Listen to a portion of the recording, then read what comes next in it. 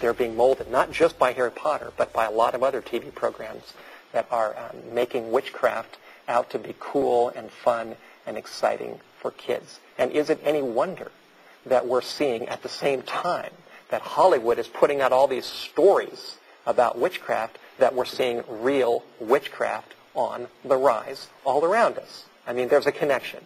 1 + 1 still equals 2.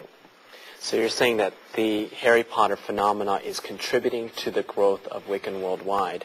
And let's go to this concept of story. Jesus used stories. Now, let's say that there's a parent out there that has Harry Potter in their house. What would be your advice to that parent that has some books laying around their house with Harry Potter? Is it okay to keep, or is it okay to read sometimes, or what would be your recommendation to that individual? Yeah, I would say don't let your kids read them at all. That much. Obviously, when people get older, they make their own choices. But I have a little boy named Seth. He's 2 years old, and when he gets to be 5, 6, 7, 8, I'm not going to be buying him the Harry Potter books.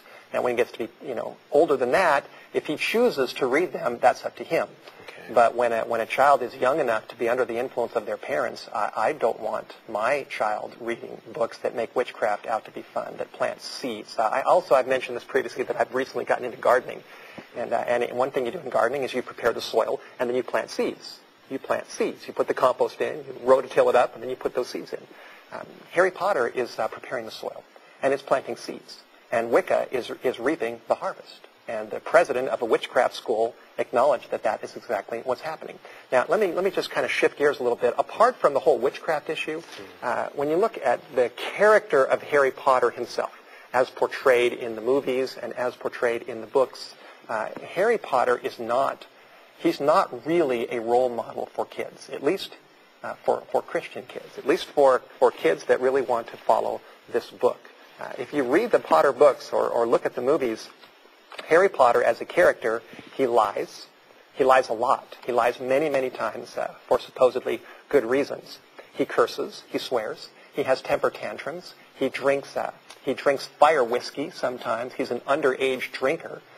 He does a lot of things. He breaks rules over and over and over again at the school. There's one particular scene in one of the Potter books where his best friend, Ron Weasley, is talking to his mother. And this is what he says, quote, he says, "Mom, shut up." And that's the British way of saying mom. He says, "Mom, shut up," Ron yelled. And he's not corrected. There's nothing that's apparently wrong with this. And so here you've got a series of books where Harry's best friend is telling his mother to shut up.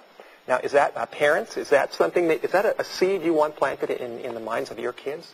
Do you want them reading this kind of material? I don't. My Bible says, honor your father and mother. My Bible says, he who curses his father and mother, there's consequences to that.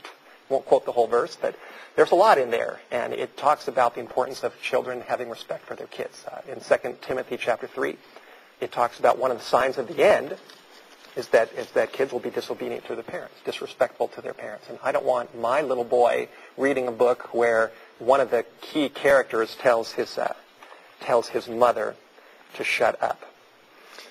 So outside of the Wiccan connection to Harry Potter, you're saying that there's other issues with Potter morals that's involved, that he lies, he curses, he gets angry, he breaks rules. Now, I'm thinking of the parent out there. And these things are not presented as wrong either in the books. A lot Positively. of times. That's right. They're something he does. And they're not corrected. Now, what about the parent out there that's saying, hey, if I can't have them read Harry Potter, which is all over, and the kids want to read this type of material, what do I feed my kids as far as a mental diet? What are some resources that we can point them to? We want to not only say that this is not something that we support, but at the same time we want to replace it with something good. Yes, David, thank you for bringing me back to that. You did ask that question. Our ministry, White Horse Media, has on our website a lot of resources for young people. WhiteHorseMedia.com. One of the books that I strongly recommend to parents to replace Harry Potter is the book called Pilgrim's Progress, which is a classic work written by John Bunyan. It's an allegory, it's a story, but it has affected people's lives for 300 years. It teaches morality, it teaches purity, it teaches obedience to God, it teaches humility, it teaches following the Bible. And those lessons, humility, purity, obedience, faith in God, you won't find those lessons one time in any Harry Potter book. They're just not there. And so we encourage something better. We encourage reading the Bible, obviously the most important book. We do have a number of other resources for young people. Pilgrim's Progress, I mentioned, is a wonderful book. It's a powerful book. And we encourage people to look, instead of to a boy wizard that's cool and practices magic, we encourage people to look ultimately to one particular person, the person above all persons, and that is Jesus Christ. Here it says in Hebrews chapter 12, verse 2, that we are to be looking unto Jesus. Looking unto Jesus. In the Harry Potter storyline, Harry has an encounter when he's a little baby with the evil Lord Voldemort, and the curse falls upon him, which bounces back on the evil wizard, and it leaves a lightning-shaped scar on his head. And so when people watch these movies, they'll see Daniel Radcliffe, who is the boy that plays Harry Potter, who, by the way, starred in a British play without any clothes on in a certain scene. So he's certainly not a role model.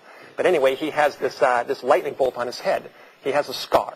And all these kids around the world are looking to a boy wizard who has a scar. And in my mind, when I think of that, I think of Jesus Christ. And I think, why have kids focus on a wizard that has a scar when they could be looking at a real man, at the real Jesus who has real scars in his hands and in his feet? He had the crown of thorns placed upon his head, and he did this because he loves us. Harry is fantasy. He doesn't exist. Jesus Christ is real. He loves boys and girls. He wants them to be happy. He wants them to fill their mind, as Philippians 4:8 says, with things that are true, that are lovely, that are honest, that are pure. The Bible says, think on these things. Deuteronomy chapter 18, verse 11 says that witchcraft is an abomination. And certainly there's a subtle devil behind the scenes that is leading kids to look at witchcraft, look at their hero, and to be molded in a direction that is not good. My advice is look to Jesus. Parents, put things that are pure and good before your kids and pray, and God will bless you as you do that. We're about out of time. Steve, thank you so much for sharing with us. It's been enlightening. We've gone through this series on the supernatural and magic, ghosts in the Bible, and we've talked today specifically about Pottermania and how Harry Potter is linked. 30% of her J.K. Rowling's books is linked with witchcraft. We've also talked about the issue with morals throughout the Harry Potter series. And finally, we've talked about the power of a story in dealing with this.